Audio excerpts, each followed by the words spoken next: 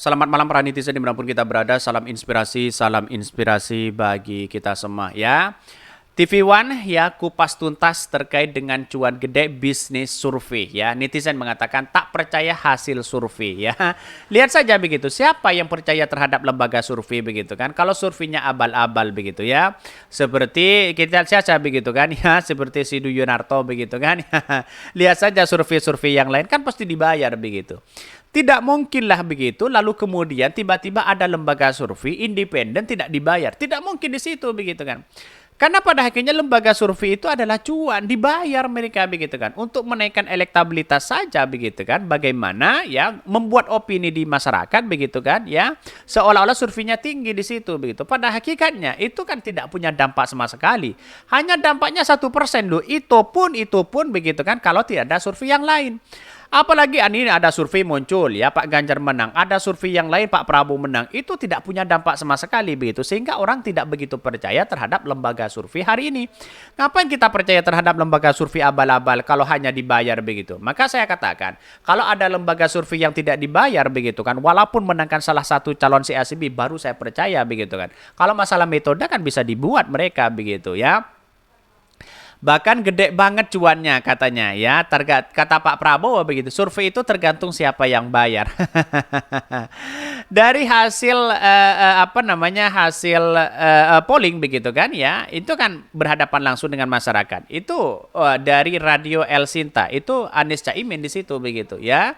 Ya kita lihat saja potensi-potensi hari ini bagaimana ya narasi-narasi yang dibangun oleh masyarakat hari ini bahwa seolah-olah survei itu punya dampak yang sangat luar biasa. Padahal dampaknya itu hanya sedikit saja begitu ya.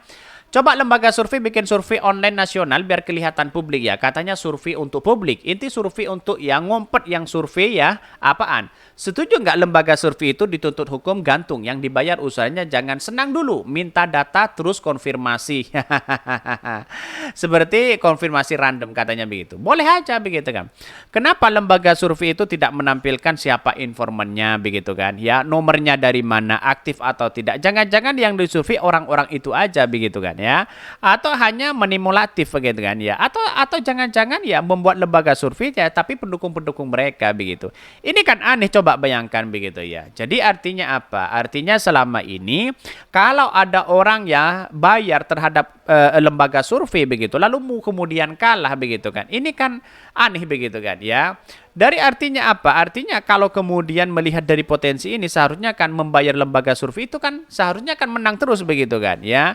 Kenapa kok menang terus? Karena ada cuan mereka begitu. Baru kalau memang sudah bayar tetap kalah ya. Tidak mungkinlah lembaga survei sekonyol itu begitu kan. Lalu kemudian memberikan nomor buncit begitu padahal dia sudah bayar. Tidak mungkinlah seperti itu begitu kan. Ya makanya ini sama dengan jual dagangan begitu ya. Bahkan yang percaya sama lembaga survei di Indonesia hukum yang sirik ya. Kayaknya orang nggak tahu agama katanya begitu ya. Bukan gede lagi, gede bingit ya. Tinggal ngumpulin KTP ya. Datang cari orang kelurahan yang punya data lengkap. Isi data sendiri, input sendiri, laporkan. Yang penting akhirnya bahagia, datang dan lengkap katanya ya. Kita doakan capres dan cawapres amin menang ya. Pastinya ya banyak yang menderita lembaga survei antek-anteknya begitu katanya ya. Jadi saya tidak begitu percaya terhadap lembaga survei. Ngapain kita percaya? Dampaknya itu-itu aja begitu kan. Gue nggak percaya hasil survei karena gue sendiri nanya teman saudara yang beda kota begitu ya, teman kantor sendiri begitu kan ya.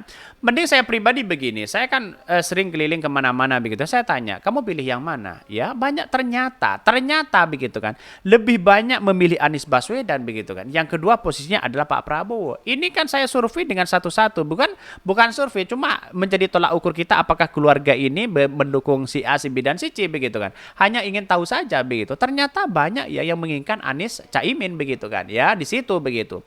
Bayangkan ini menjadi potensi yang sangat luar biasa begitu ya. Ternyata masyarakat juga menginginkan Anies Caimin walaupun lembaga survei-survei ya yang gede seperti ini begitu kan ya tidak ada manfaatnya begitu. Hasil survei sejumlah beberapa yang menempatkan 3 nama elektabilitas Anies ya tertinggi yaitu Prabowo Subianto, Ganjar Pranowo dan Anies Baswedan. Namun elektabilitas Anies disebut ya terus menurun ya dan 6 terakhir ya sedangkan Prabowo terus meningkat. Dalam liputan ya dengan judul ya laporan utama cuan gede bisnis survei ya, Kabar Petang TV itu menjelaskan secara detail mengenai kiprah lembaga survei yang semakin banyak khususnya ketika ada pemilu ya. Bahkan ya, perang antara lembaga survei kian masif terdengar menjelang pemilu presiden di 2024. Selisih angka elektabilitas hasil survei kerap menuai kontroversi. Bahkan dicurigai pesanan dari kubu yang mendadaikan itu. Benarkah? Benar begitu kan ya. Saat ini ya pemirsa, peran lembaga survei sudah berubah menjadi ya entitas yang dapat dibayar demi cuan untuk ya memuaskan pasanan. Bisnis lembaga survei kami mendulang cuan di tahun politik. Hampir setiap tahun ya ada lembaga survei yang merilis ya hasil jejak pendapat terbaru mereka, setidaknya sudah ada lebih dari 30 hasil lembaga survei yang diungkap ke publik sejak awal Juli 2023. Jangankan disampaikan berang ya survei, tetapi bahwa ini adalah masa-masa waktu ya para survivor menikmatinya. Ini sangat wajar dan tidak ya setiap saat. Ya kita saja, apakah sekarang masih dipercaya oleh masyarakat begitu? Tidak begitu kan. Masyarakat enggan untuk melihat potensi hari ini bagaimana lembaga-lembaga survei yang independen, yang kredibel di situ begitu kan. Kalau hanya lembaga-lembaga survei yang kemudian hanya ingin cuan sana sini begitu, saya kira kepercayaan masyarakat sudah tidak ada. Dari 30 lembaga survei yang ada, itu saling perang. Melawan ini, melawan itu. Padahal dampaknya itu kan menurut saya pribadi hanya tertawa saja begitu kan ya. Ketika muncul lembaga surveinya tidak dibicarakan lagi di situ begitu. Akhirnya apa? Ya ngapain kita masih percaya terhadap lembaga survei kalau seperti ini? Ya ujung-ujungnya kan dibayar begitu. Saya percaya dua hal kepada lembaga survei. Satu ya, terkait metodenya. Yang kedua, siapa yang bayar. Ya, kalau dia mengungkap siapa yang bayar, saya akan percaya itu begitu ya. Hampir setiap bulan ada sejalan lembaga survei yang merilis ya jejak pendapat. Bahkan ini sebenarnya sekali 5 tahun ya, ada apa lagi sekarang ya.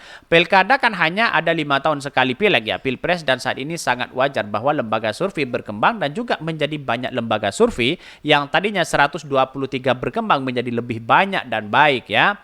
Dalam persaingan masyarakat kini memang kerap dijejali dengan beragam hasil dari perang lembaga survei yang kian masif. Hasil survei soal popularitas dan elektabilitas calon presiden itu umumnya berbeda ya, namun tak terpaut katanya begitu ya.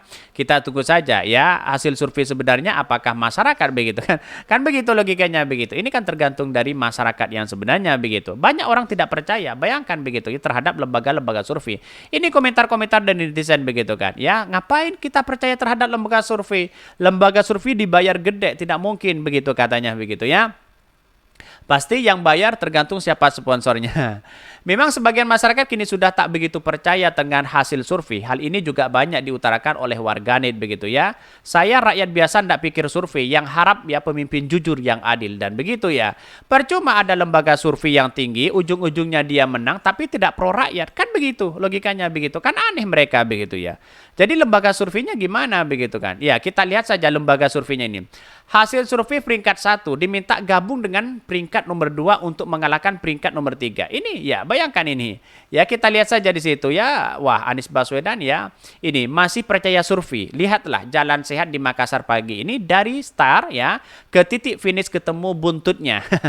Yang seperti ini nggak pernah disurvei oleh Kang Survei pesanan oligarki. Wow, ini saya melihat ini wah, luar biasa Anies Caimin ini begitu kan. Ini kan tanpa masuk lembaga survei begitu ya. Kok tiba-tiba ya disambut luar biasa oleh masyarakat itu. Dan pada akhirnya apa yang terjadi? Ya menurut saya pribadi lembaga-lembaga survei itu tidak ada dampaknya sama sekali begitu kan. Ya kepada masyarakat tidak ada dampaknya, malah ditertawakan. Karena pemilih-pemilih sekarang ini kan lebih cerdas begitu kan ya. Masih percaya survei, lihatlah jalan sehat di Makassar ya. Jadi artinya apa? Saya menyimpulkan bahwa lembaga survei hari ini hanya dampaknya mungkin tidak nyampe 1% begitu kan. Karena begitu banyak ada lembaga survei ini, lembaga survei itu, dan itu terafiliasinya ke salah satu calon presiden. Kalau bukan Prabowo ya Ganjar mereka begitu kan. Ya cara apa gunanya? Ya karena memberikan opini kepada mereka begitu, tapi ujung-ujungnya opini itu kan dampaknya tidak ada menurut saya pribadi begitu ya. Jadi wajar kalau ada orang, ada lembaga survei. Oke lah, inilah negara demokrasi. Tapi ya masyarakat sekarang kan lebih cerdas begitu ya. Mungkin itu ya yang kami sampaikan. Tonton terus channel Hodari Podcast Rakyat ini karena ada berita-berita menarik dan viral setiap harinya ya. Salam para netizen, salam inspirasi bagi kita semua. Jangan lupa di subscribe channel YouTube Hodari Podcast Rakyat ini.